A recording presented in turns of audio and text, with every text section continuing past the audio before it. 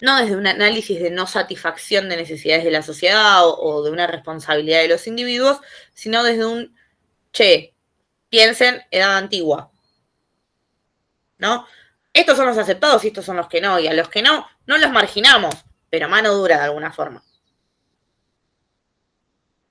Una mano dura que después pensemos en un sistema como el nuestro, donde la cadena perpetua la verdad que no existe, donde también hay muchos atenuantes para algunos delitos, no todos.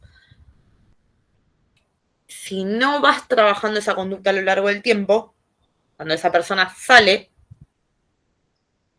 no tiene una práctica de crítica y de reinserción social real. En esto se sostiene la teoría del disciplinamiento. ¿Sí? ¿Por qué? Porque está al servicio de los intereses. Por un lado de quien manda, por otro lado de quien dice lo que está bien y lo que está mal. ¿Sí?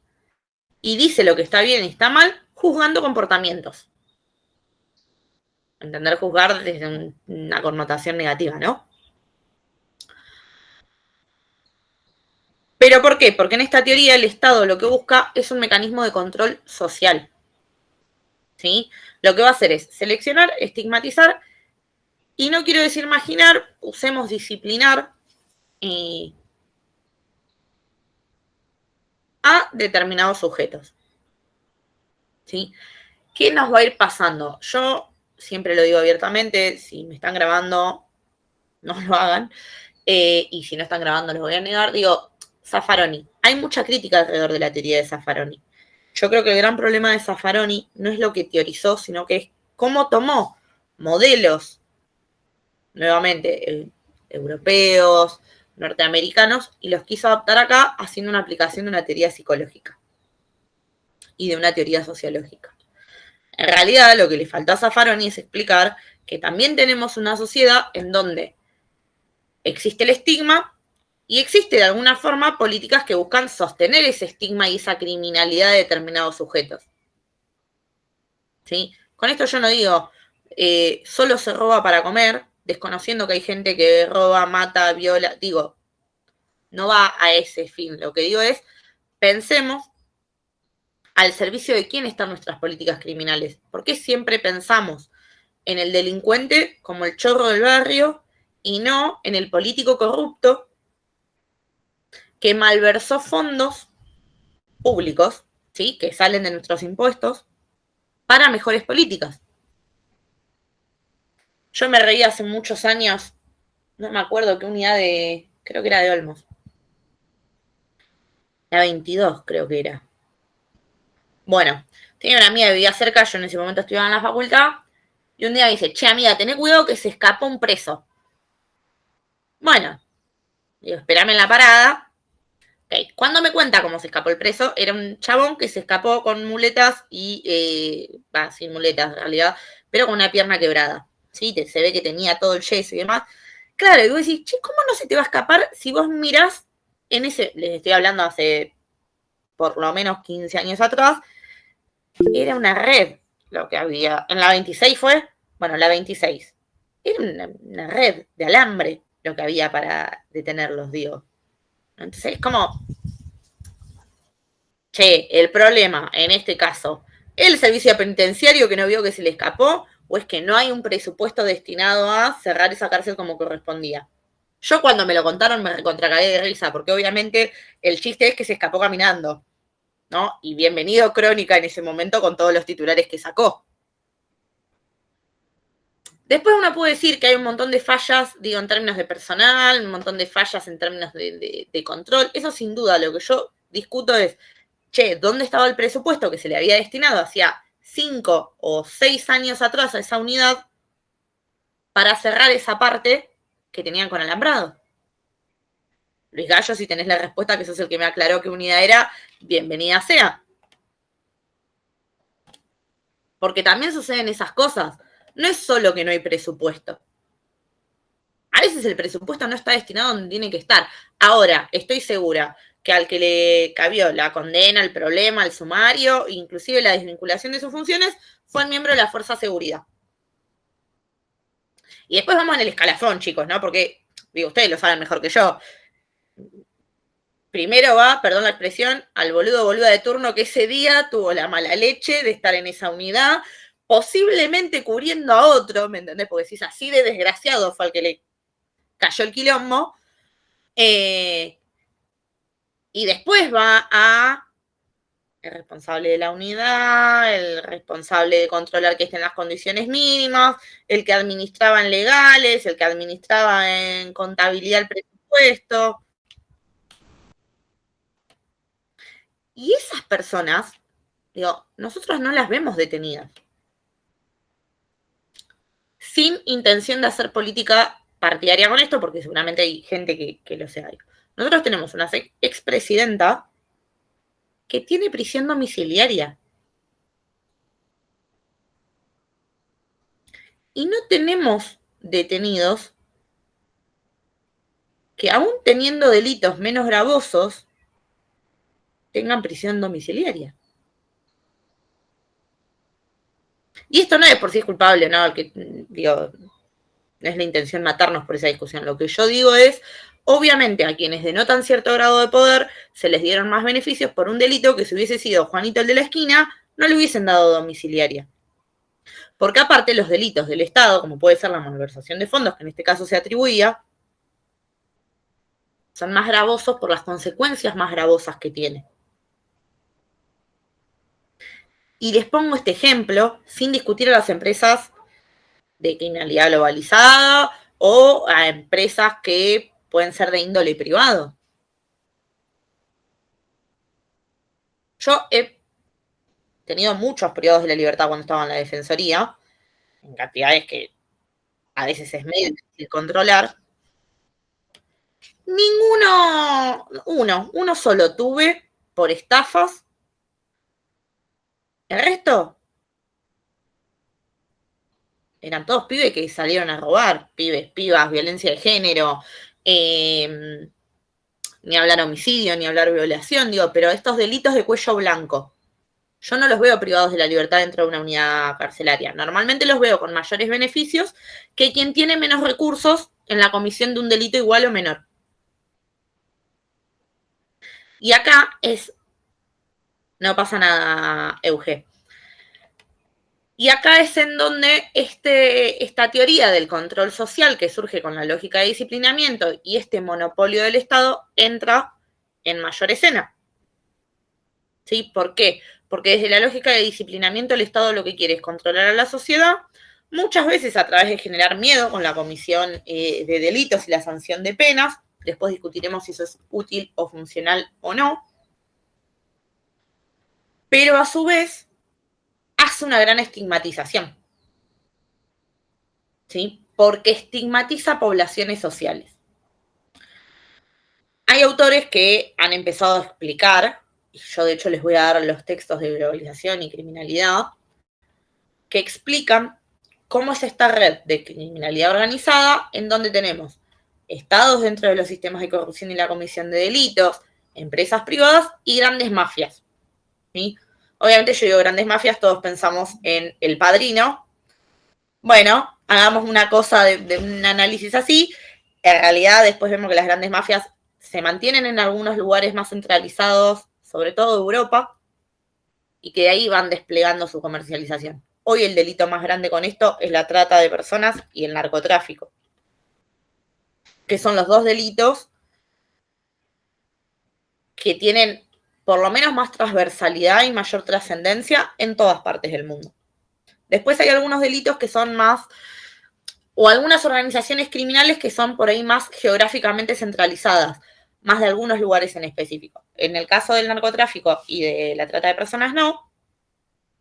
Y nos encontramos cómo se da toda esta red en donde lo que explican estos autores que les voy a dejar es puntualmente que muchas veces lo que se busca es decir, che, detengamos al pibe que está vendiendo droga en el barrio. ¿No? Y ahí sacamos, levantamos, detuvimos 3 pibes en el fondo de Altos de San Lorenzo con 120 kilos de marihuana. Y sacando que me cago de risa cuando hablamos de la marihuana, el problema no es el gil que vende marihuana, cocaína, paco, digo, las drogas, sobre todo duras. El problema es que cuando sacamos a este aparece otro, porque lo que no estamos yendo a atacar y lo que no estamos verdaderamente como política de Estado, más allá de la utilización de las fuerzas o de determinadas medidas, es la criminalidad globalizada, ¿no? Es a estos que sostienen la venta de droga en los barrios, a los pibes insertos en la comercialización. Va a terminar la llamada en 15 minutos, cuando termina les mando el otro link. ¿Pero por qué? Porque lo que nos van a explicar estos autores es que a estos tipos de delitos, desde esta lógica, lo que les sirve es, obviamente, mantener la cabeza centrada en los delitos. No los trata como menos gravosos, pero sí los que están más a simple vista. ¿Sí? Y va a mencionar cómo estas grandes cabecillas de la criminalidad globalizada fomentan esto, obviamente en sintonía. Estos autores van a hablar de 3 tipos de poderes: un poder del Estado, un poder criminal y una relación entre estos poderes.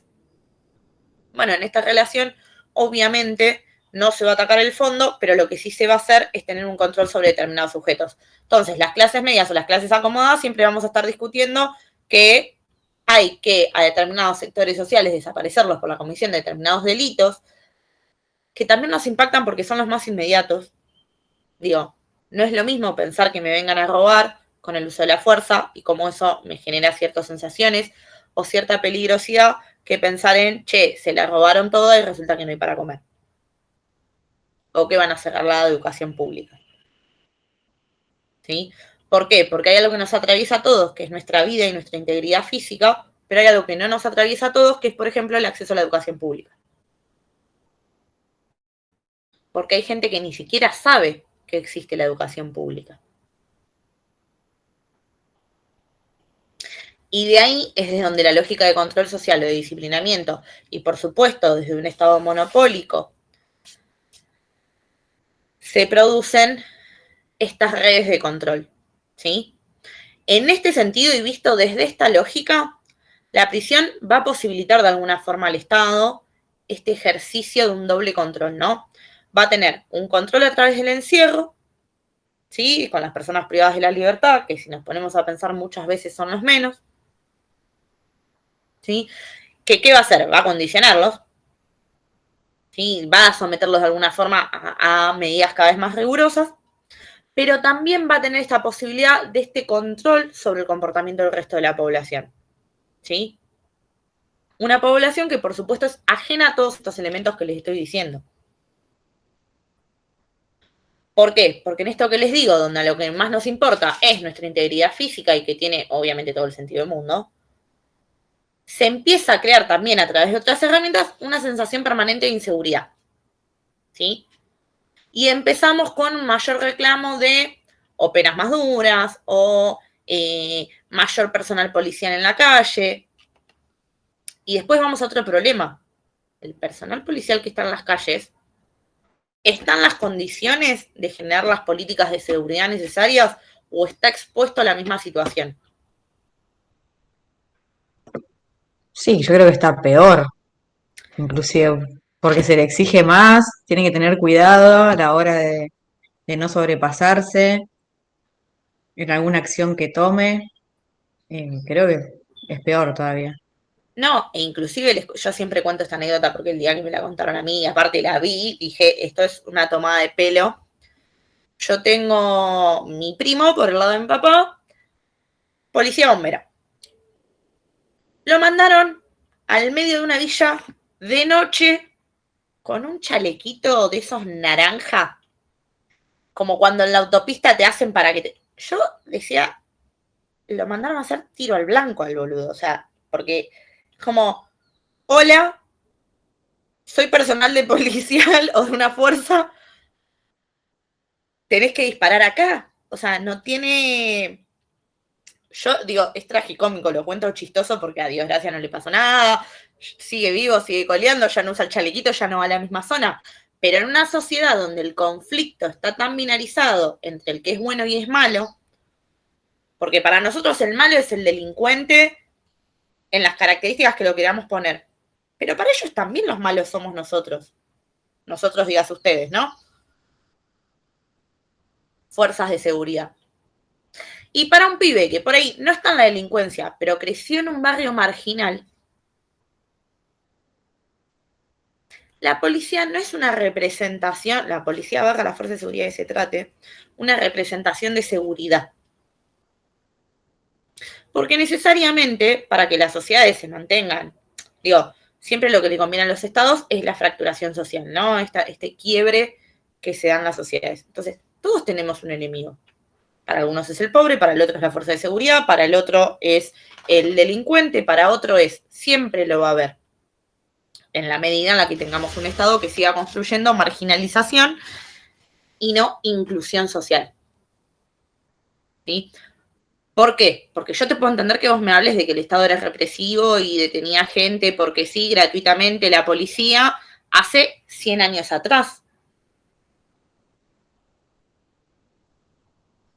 Hoy, normalmente los patrulleros no se quieren meter en los barrios.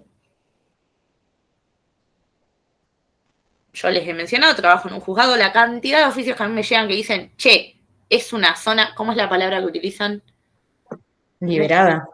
No, liberada sería la inversa, ¿no? Cuando yo mando a la policía a hacer algo, muchas veces me dicen que es una zona hostil. Sí. No se quieren meter. O sea, es una pelea con la fuerza de seguridad el decir, che, anda a cumplir esta manda judicial porque la tenés que cumplir, porque es tu tarea. Y ellos diciéndote, che, pero si yo me meto acá, me sacan las ruedas y me cagan a tiros.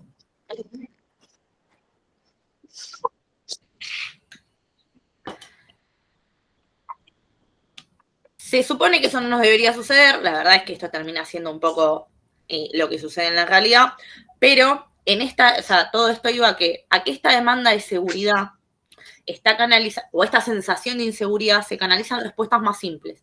La respuesta simple es, pongamos más policías en la calle. Bueno, pero si el policía no tiene a veces la preparación, a veces las herramientas, a veces las condiciones, a veces el acompañamiento y el respaldo que va más allá de decir, somos 10 o somos 5 miembros de la fuerza, sino decir, che, ante esta situación puedo hacer esto con la seguridad de que tampoco voy a tener un problema, estamos complicados. ¿Sí? ¿Qué sucede con esto? Que en estos reclamos más masivos de mayor control, en estas mayores sensaciones de miedo, con esto siempre hago un paréntesis, no quiero decir que no existe este miedo, que no es real, lo que digo es, está exacerbado en muchos elementos. ¿Sí? ¿Por qué? Porque todo el tiempo nos venden el supermercado que se asaltó, pero no todo el tiempo nos dicen lo que ya hemos visto, digo, 3% en este gobierno. Expresidenta condenada de un gobierno anterior por delitos de fraude, digo, ¿no? Los delitos de los poderosos, ¿quién los está discutiendo? ¿Y qué políticas de control social está llevando adelante el Estado para que esos delitos no se cometan? Y acá es donde empieza un robustecimiento o un fortalecimiento podría ser de un Estado más policial y represivo que genera necesariamente una crisis en la legitimidad, obviamente, del Poder Judicial y del sistema de las fuerzas de seguridad en su totalidad y el penitenciario incluido. ¿Sí? ¿Por qué? Porque a mayor pedido de mano dura, empezamos a favorecer este contexto, ¿sí? Con síntomas que se van agravando con los años, pero también está este incremento de la fragmentación y el aumento del aislamiento de grupos sociales. Nosotros nos ponemos a pensar, digo, la caída de las economías y el aumento del desempleo, por supuesto que van a generar una fragmentación en el interior de ciertos agrupamientos sociales. ¿Sí? El proceso que uno va teniendo de reestructuración y de desindustrialización, que es producto de la globalización, empieza a disminuir la calidad de vida de grandes sectores de la población. De hecho, si ustedes se fijan, notando, se los voy a mandar si lo encuentro, el otro día lo vi en las redes sociales, un video que le paraban a la gente y les preguntaban, ¿de qué clase social te crees que sos? Y hay gente que se creía de clase media y resulta que la mayoría estaba en el estándar de nuestro sistema, en la clase indigente. Y cuando vemos nuestra canasta básica o cuánto se necesita para vivir, ni hablar los que tienen pibes, no hay sueldo que alcance.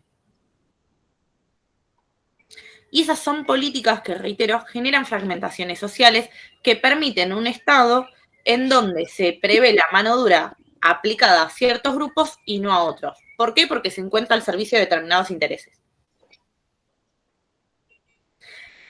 La sociedad empieza a ver esto y empieza esta sensación de incertidumbre. ¿Sí? De incertidumbre, ¿por qué? Porque encuentra un Estado que no un Estado, perdón, encuentra un sistema judicial que no está dando respuesta a sus demandas y necesidades, porque si yo te estoy diciendo que quiero más mano dura porque me pasa esto, y yo ponga más mano dura o no, después voy a un sistema judicial en donde no hay penas efectivas porque no se están dadas las condiciones para seguir teniendo personas privadas de la libertad, a veces por motivos que tienen que ver con, ni hablar de la corrupción, digo que puede haber, pero muchas veces pasa que las unidades no dan abasto. Porque vos en la unidad tenés términos simples, llanos, en los términos de lo que estamos hablando. Jonathan está desmuteado. Tenés a la mala persona, al que no se va a rehabilitar nunca, al que puede ser rehabilitado y al pendejo y al loco. Los tenés a todos hacinados en un mismo espacio físico. De hecho, cuando uno se pone a estudiar, yo en su momento creía que yo soy una persona, yo personalmente, esto es muy individual, no estoy a favor de la pena de muerte ni de la cadena perpetua. Creo que hay que pensar en otras políticas porque no creo que el encierro en las unidades carcelarias como las tenemos nosotros sean la respuesta, ¿no? Y cuando uno empieza a ver y decís, che, claro, no, en Argentina esto no está y bueno, nada, una piensa que es el progresismo que uno tiene en términos sociales. No, mentira, en realidad no existe, chicos, porque no hay donde meterlos. Y no se quiere destinar más presupuesto a crear más unidades carcelarias. Porque queramos o no, pensar en mayores unidades carcelarias habla también de una crisis social, como murió este chico, de una crisis social trascendente, y ningún Estado quiere mostrar que está en esos niveles de crisis. ¿Acá algo de lo que digo se entiende? Bien. Después, reitero, hay opiniones que son 100% subjetivas, que yo se las planteo desde mi lugar para que lo sepan y sepan también desde donde hablo, abiertísima a que piensen completamente distinto, porque también creo que está bien y que uno tiene sus fundamentos, pero sí lo que me parece que no es un elemento variable son las decisiones que toma el Estado al servicio de determinados modelos. ¿Sí? No puede estar a favor o en contra de la pena de muerte al final del día. ¿Sí? Lo que no varía es que el Estado está a favor o en contra por uno u otro interés.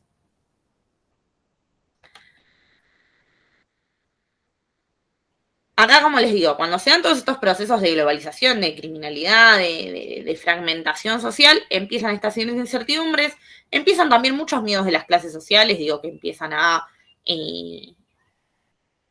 tener cierto miedo a caer en su calidad de vida, obviamente empiezan a reclamar también, digo, en las clases sociales medias y altas van a empezar a reclamar discursos que tengan que ver con agencias estatales, como puede ser el efecto Bloomberg, ¿sí? Entonces, en razón de la necesidad de obtener respuestas inmediatas a lo que va a ser una necesidad o una ansiedad ante los conflictos sociales, se van a producir ciertas legislaciones que surgen, y acá sí, de decisiones políticas. ¿Sí?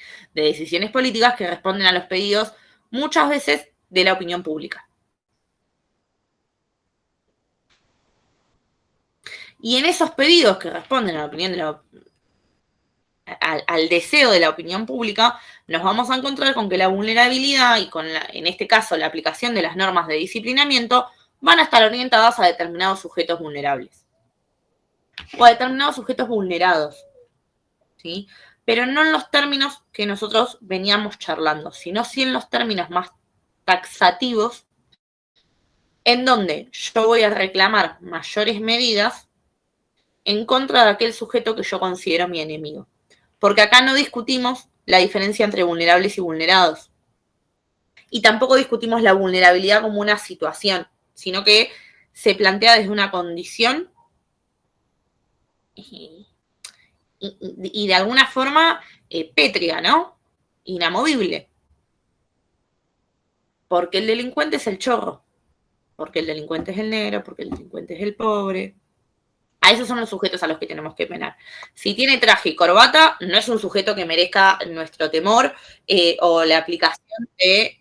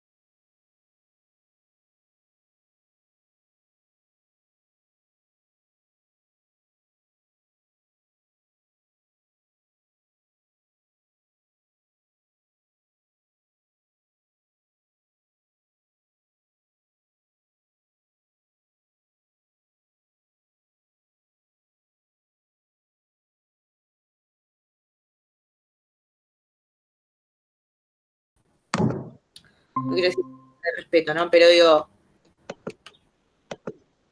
una desvalorización de aquellas instituciones que son las que nos garantizan esa seguridad, por supuesto que no van a poder aplicarla. Porque si yo no creo en la justicia es donde habilito la propia, porque la justicia no me da una respuesta en mi necesidad y en mi protección. No sé qué está desmuteado. Ahí está. Pero a la vez pido que los miembros de las fuerzas de seguridad detengan, sancionen y apliquen ciertas medidas de coerción o a aquellas personas desviadas, delincuentes, criminales, como las queramos denominar, pero tampoco les permitimos que lleven adelante su tarea cuando me pasa a la inversa, escuchar mucho esto de, che, si yo cuando se está escapando y saltando en paredón hago algo, el problema lo tengo yo con derechos humanos y el sumario es mío y el delito después es mío. Y esto habla también de una falta de correlación entre nuestros sistemas normativos. ¿Sí? Ahora bien, en contraposición a todo esto, tenemos la lógica correccionalista, ¿sí? Que va más de la mano de las definiciones que me daban hoy más temprano. ¿Sí? La correccionalista ya no busca tanto sancionar o disciplinar y el cumplimiento en sí mismo, sino que lo que va a empezar a sostener y a pregonar es la rehabilitación y no el castigo. ¿Sí? Antes el castigo, como vimos, era en integridad física, eran estas prácticas aberrantes, estas vejaciones que fuimos mencionando en la clase pasada. Después va pasando a estos mecanismos de control social y de celebración en plazas del recaimiento de esas sanciones en los cuerpos, a empezar a hacer algo que empieza a sostenerse que tiene que recaer sobre los derechos. Por eso la limitación a la libertad ambulatoria, ¿no? Vamos a ver los orígenes de esto, digo, eso nos remontamos a la clase anterior, cuando nosotros decimos, che, que las sanciones sean sobre los derechos y no sobre las personas, estamos reconociendo de alguna forma cierta personalidad que tienen, no en términos de la identidad de uno, sino de su persona en sí misma, reconocerlos como sujetos de derecho y sujetos que tienen derecho a la vida en sí mismo, ¿no? También a una vida como nosotros la entendemos. Obviamente que esto se va a remontar mucho al siglo XIX y con las reformas penitenciarias que van a ser las que impulsen y empiecen a humanizar las condiciones de las personas que están privadas de esta libertad o que están en las prisiones y enfocarse a esta rehabilitación. ¿Sí?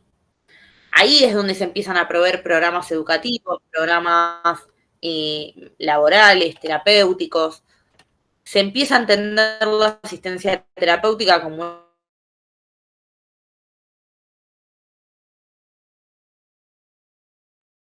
relevancia para estos tratamientos de aquellos sujetos que tienen una posibilidad de volver a reinsertarse.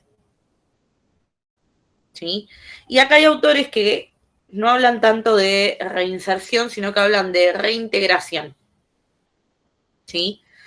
Obviamente estos autores lo que van a sostener, y yo estoy de acuerdo, pero después la realidad nos pasa por encima, van a hablar de esto, ¿no? De adaptar todas las intervenciones a cada una de las personas detenidas. ¿Por qué hablan de reintegración? Porque van a decir que son sujetos, las personas privadas de la libertad, que por algún motivo no han llegado a integrarse en la sociedad, no solamente desde el lugar de la satisfacción de las necesidades, como hablaba Durkheim, sino de las posibilidades sociales de desarrollo. Entonces hay que reintegrarlos de alguna forma, pero que para eso se requiere de alguna forma un tratamiento individualizado. Esto está buenísimo cuando vos tenés unidades de... ¿Qué te representan acá? Vayan. No sé quién habla. ¡Chao!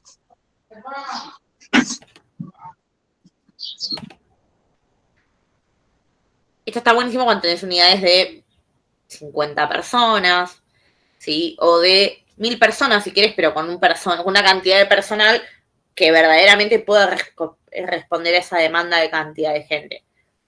Si no, no nos sucede, que es lo que nos pasa hoy en día.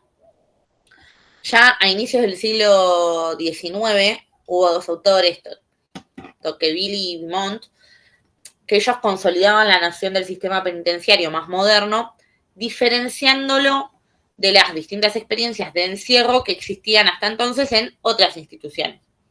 ¿Sí?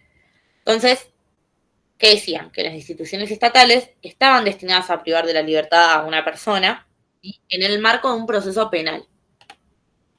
Pero, recuérdenme pasarles lista, por favor. Pero que en esta privación que se tenía en estas instituciones estatales sobre estas personas en el marco de un proceso penal, lo que había alrededor, era un sistema penitenciario que tenía como principio fundamental en su organización la corrección del preso. ¿Sí? Desde entonces, y por 150 años después, y al menos en términos discursivos, el sistema penitenciario supuso la organización del encierro de las personas, obviamente por una decisión estatal, obviamente en el marco de actuaciones que son jurídicos finales, pero con el objetivo de corregirlas. Por demás noble la idea.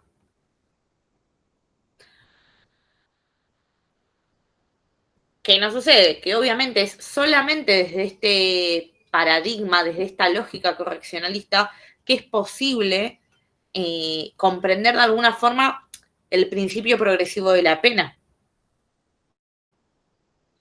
¿Sí? Ahora, ¿qué pasa? Si la cárcel hace 150 años que viene gozando de una pésima reputación para la corrección de los sujetos, porque nosotros pensemos que las primeras codificaciones que estuvieron en términos de derecho, que eran codificaciones locales, por supuesto, se remontan a los proyectos de Tejedor. ¿Sí? Se remontan a estos proyectos de la edad antigua, donde decimos que las penas privativas de libertad son consideradas penas que tienen que ser corporales y recaer sobre el cuerpo.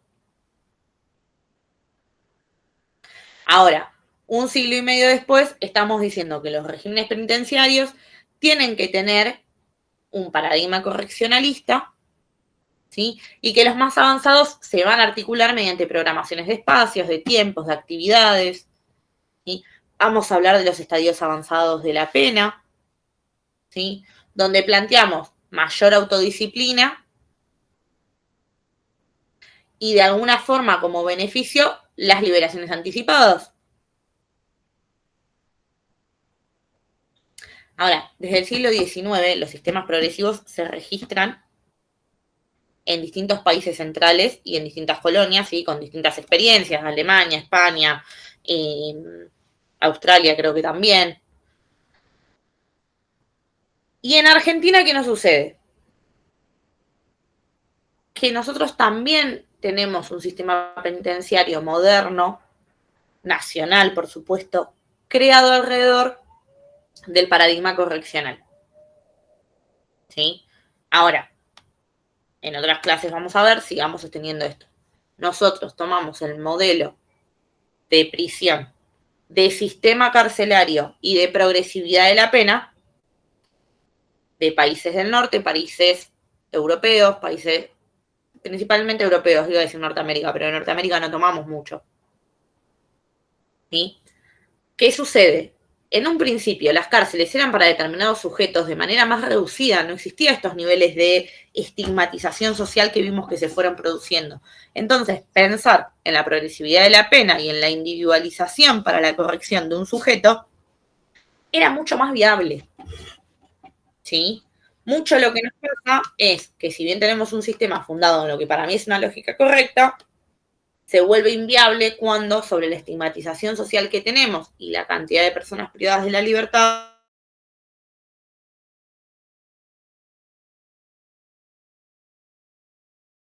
un preso cada cuántos miembros del servicio penitenciario.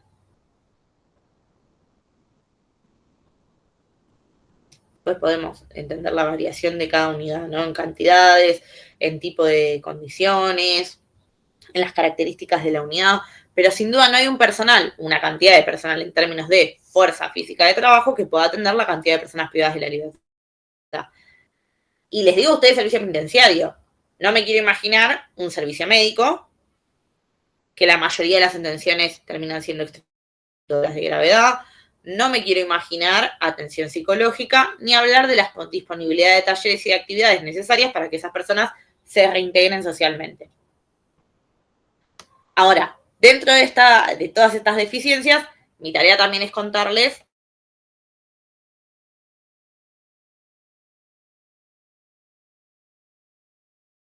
la nacional, moderna por lo menos, va a ser la de Buenos Aires. ¿Sí? La unidad penitenciaria de Buenos Aires es más o menos 1877. Tiene un régimen arquitectónico que obviamente se va a adaptar a este modelo panóptico que yo les menciono. Y obviamente va a tender o va a estar orientada a la corrección del condenado. ¿Sí? Pero ¿desde qué forma? Desde una forma de introspección y trabajo. ¿Sí?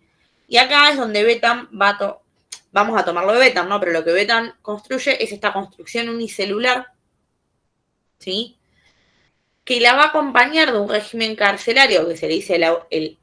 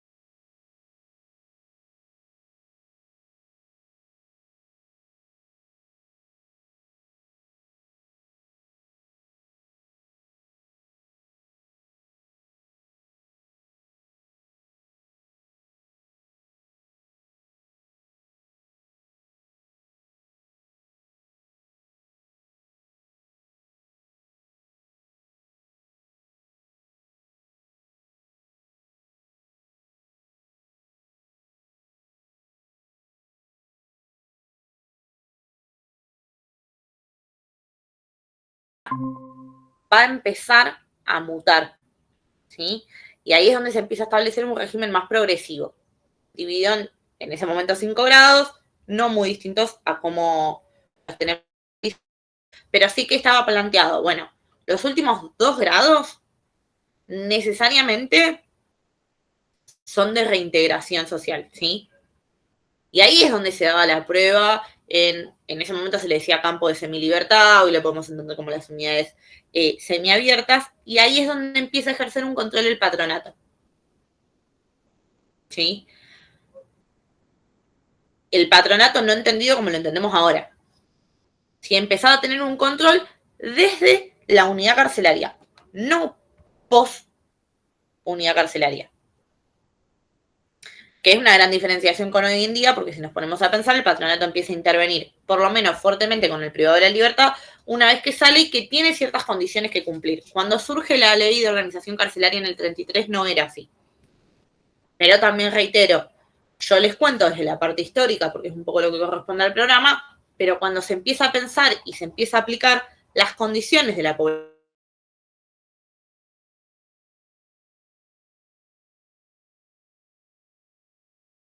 algunos van a profundizar la noción de progresividad que se tiene que tener y estos distintos estadios, ¿sí?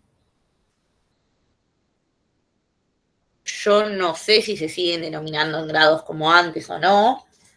Digo, en términos prácticos, no sé si ya terminan utilizando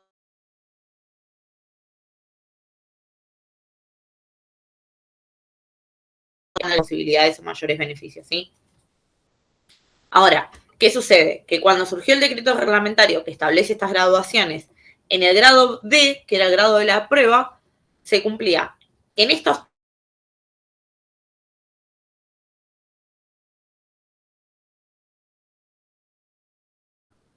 o se cumplía en algunas secciones anexas vinculadas por ciertos convenios con nuestro Estado y obviamente con nuestras unidades carcelarias que tenían que ver con las cárceles industriales y las colonias penales, ¿sí? Y ahí había como una finalidad de comprobar la preparación que tenía esta persona que estaba detenida o privada de la libertad para reintegrarse a este medio libre y la posibilidad de salidas que podía llegar a tener, ¿sí?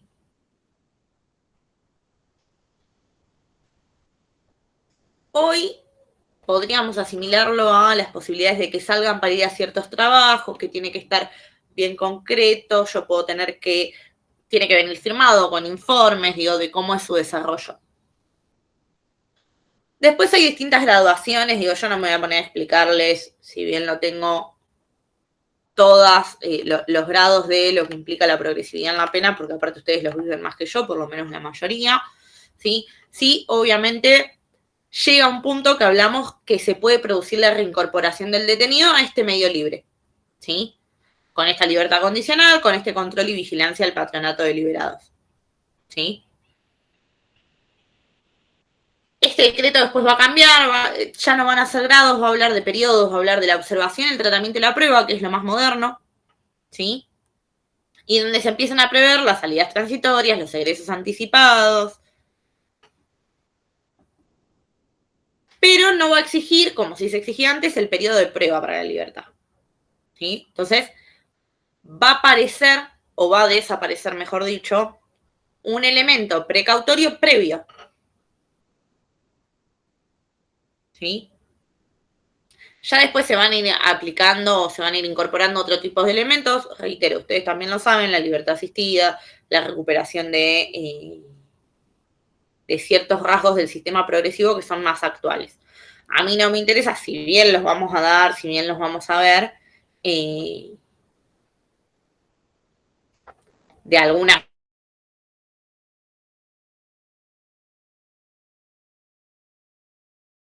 ya lo saben, ya lo sé, y la parte histórica no va a cambiar nada.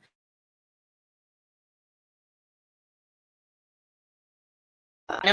Digo, nosotros planteamos dos lógicas, una de disciplinamiento y una de rehabilitación.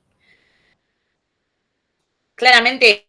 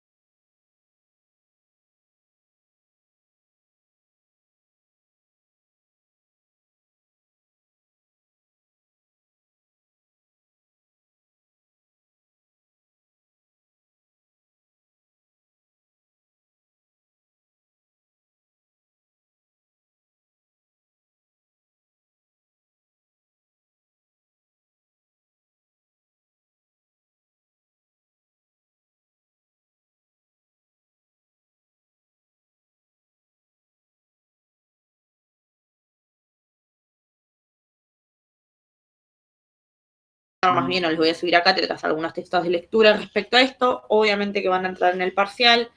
Sí, no llegamos a ver todo lo que yo quería llegar a ver, porque lo que se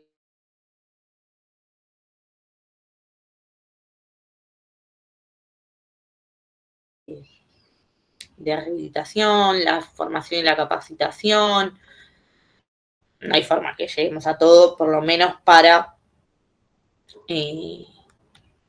de acá el examen, digamos.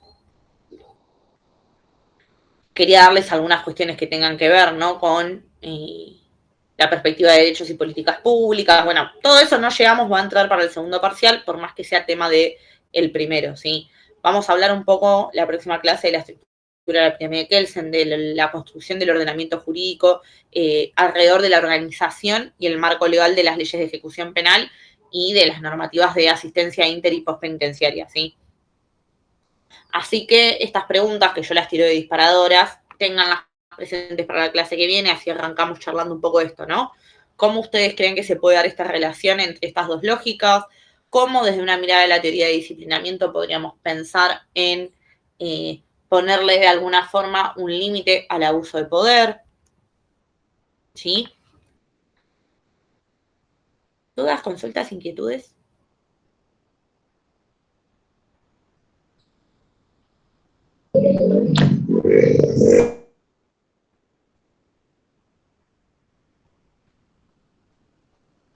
¿No? ¿Se entendió?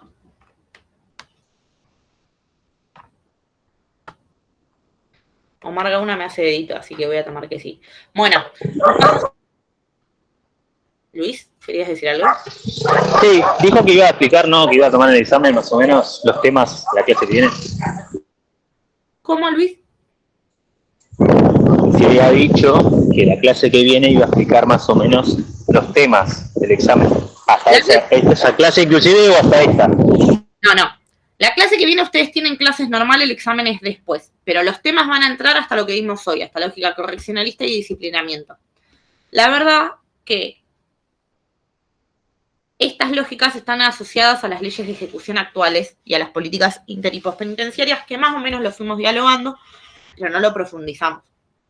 Se supone que el primer parcial en mis cálculos debería haber integrado las leyes de ejecución penal, pero no llegamos. Así que todo lo visto hasta hoy es lo que se toma, por más que la semana que viene lo veamos, ¿sí? Sobre eso después probablemente les mande a hacer un trabajo práctico como para cerrar esta primera parte y ya con eso pasamos a la segunda, ¿sí? Si la dinámica del parcial del jueves está re bien, la vamos a repetir para el segundo parcial, si no tendré que rever de acuerdo a lo que ustedes me digan el jueves posterior al examen, ¿sí? La clase que viene, si hay que hacer repaso, si hay dudas, digo, yo sé que tienen varios días para hacer el examen y yo sé que a mí me han dicho esto y poco y nada me importó, hice las cosas como quise, pero traten de anotarse por lo menos aquellas cosas que no les quedaron claridad, ¿sí? Ya sea de lo que dije, ya sea de los textos, ya sea que dudan de algo, Ninguna pregunta es boluda, no tenemos por qué saber absolutamente todo, mucho menos cuando viene a exponerles una persona que no la conocen de una forma virtual. Entonces, traten de venir con las dudas para que ya se acaben el examen ese mismo jueves o lo hagan el lunes, tengan algunas herramientas más, ¿sí? Si no hay dudas, reitero, avanzamos con la clase y después les mandaré un trabajito práctico, ¿sí? ¿Estamos bien? Perfecto. Entonces es a partir del jueves próximo el examen. El jueves próximo se abre el examen a las 6 de la tarde, terminada esta clase. Profe, tengo una consulta. ¿Chipi? Teníamos 2 tareas, una para entregar de la semana pasada y una que era para hoy, la del 9 de octubre. ¿Esa también la tenemos que mandar por mail? Todo ¿La por del mail, 9? Mari. ¿Todo por mail? Todo por Listo, mail. perfecto. Traten de mandarlo para el lunes, así ya cierro las notas. Yo normalmente promedio todo. No es que, porque no me lo... Pero también es una vara que ustedes me manden los trabajos prácticos para el lunes, así para cuando llega el parcial, yo ya tengo también una valoración numérica previa. ¿Sí? Pero bueno. Si no llegan, me avisan. Aguirre, Gustavo. Presente, profe. Alberti, Yamila. Presente, profe. Aliada, Paula. Presente, profe. Arapa, Nicolás.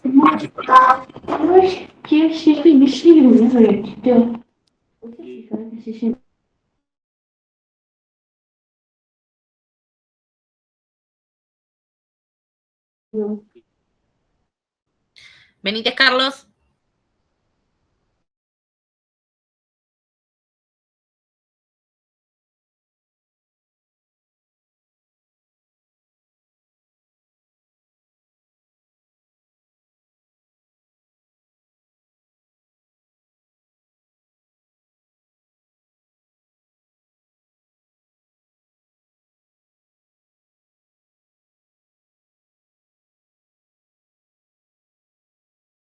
Cambitelli, Maxi. Carnero, Federico.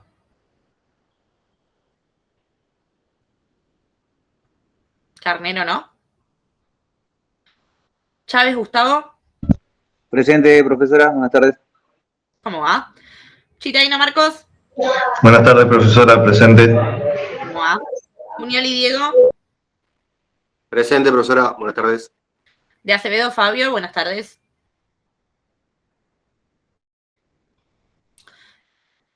Díaz, Verónica. La vi por ahí. Presente, profesora. Gallo, Luis también está. García, Andrés.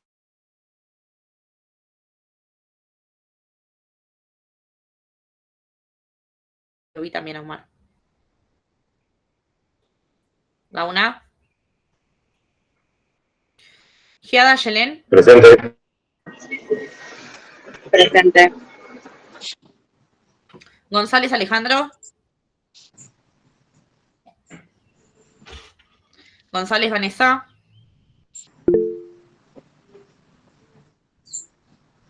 Ahora sí, Vane, perfecto. Guerrero, Roberto. Guevara, Facundo. Presente, profesora. Buenas tardes. Buenas. Gumarelli, David. Presente, profesora. Buenas tardes. Había visto. ¿Cómo le va? Lucas, Crolling. Presente, profe. Bien. Larín, Maxi. Presente, profesora, buenas tardes. Leal, Walter. Hola, profe, presente. ¿Cómo va? Licursi, Dai.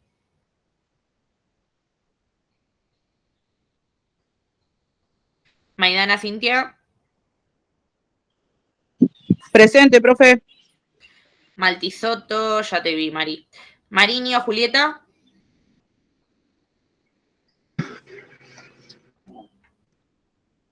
Mariño, ¿no? Martínez, Cisnero, Facundo. Presente, profesora. Más Daniela también la vi. Belén Massa. También la había visto. Presente, profesora. Ahí está, te había visto también. Matano, Bárbara. Presente. Perfecto. Menezes, Jonathan lo vi. Moyano, Julio.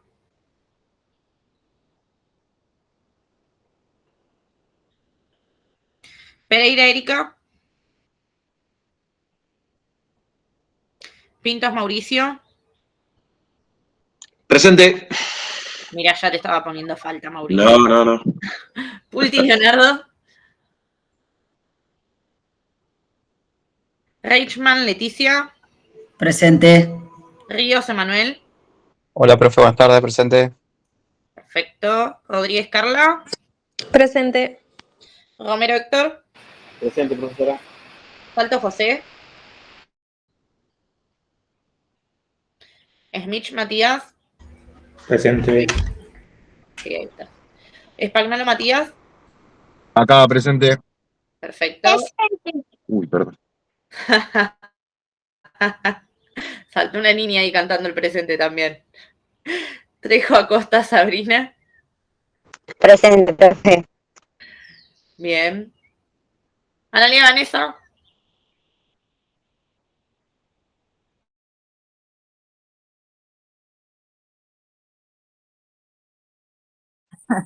Guante y Borde, borde, ¿cómo bien. suena? Vázquez Héctor. Presente. Presente. Muy bien. Villaverde Brenda.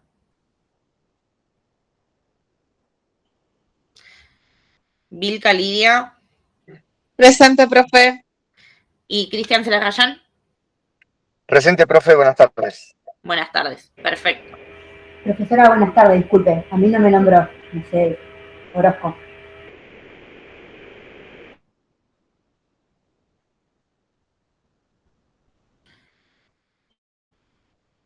Orozco, ¿tenés otro apellido? No. ¿Y estás segura que estás en esta comisión? Sí. No me apareces en el listado. Ahora me fijo entonces, pero... Tendrías que resolverlo. ¿Yo te estuve pasando asistencia en algún momento? Sí, la primera clase estuve, la otra también. Está bien, pero te nombré. La primera clase me los cantaron ustedes. Sí. Y de esa gente yo avisé que había gente que no tenía en el listado. Ah, no, en eso no escuché. Bueno, ahora me fijo entonces. Pregunta a ver en comisión estoy, pero tenía entendido que estaba en esta. Mirá, Orozco no me aparece nadie. Soy sincera. A ver. Vos te incorporaste después. No, Orozco, lo mandé al grupo de WhatsApp después de la segunda clase. Miento, después de la primera. Orozco, Tapia y Ricardi en ningún momento me aparecieron en la lista de asistencia. Lo que quiere decir que la clase pasada no te puedo haber pasado presente porque no te canté.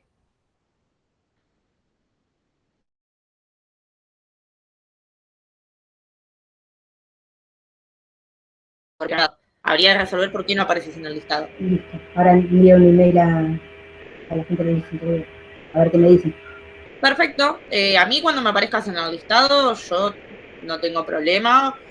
Trata de solucionarlo antes de la semana que viene, porque si no, capaz que te sumás un examen de una comisión que no es la tuya, te estás perdiendo el de la que te corresponda o lo que sea. Después ves si lo que querés es un pase de comisión o lo que sea. O sea, te digo, si a mí me preguntan, yo no tengo problema en incorporar a nadie, pero si no te tengo en el listado, no te puedo pasar la nota por más que apruebes. Bueno, listo. Gracias. De nada. Bueno, si se entendió, los libero por hoy, un ratito antes, porque ya la pasada los volví locos, hoy también. Lo único que les pido es esto. Yo estoy disponible para cualquier consulta de cualquier lectura que no vayan a entender, de algo que no se me entendió, lo que sea. Traten de para el jueves que viene, si hay alguna duda en concreto, despejarla, ¿sí? Termina la clase y les mando el material y se lo subo a cátedras como siempre, ¿sí?